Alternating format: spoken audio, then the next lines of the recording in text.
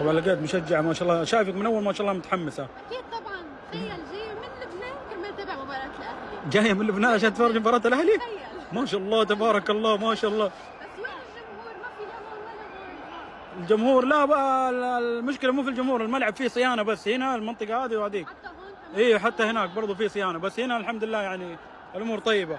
ما شاء الله تبارك الله. مين افضل لاعب عندك؟ رياض محرز. اوكي. يلا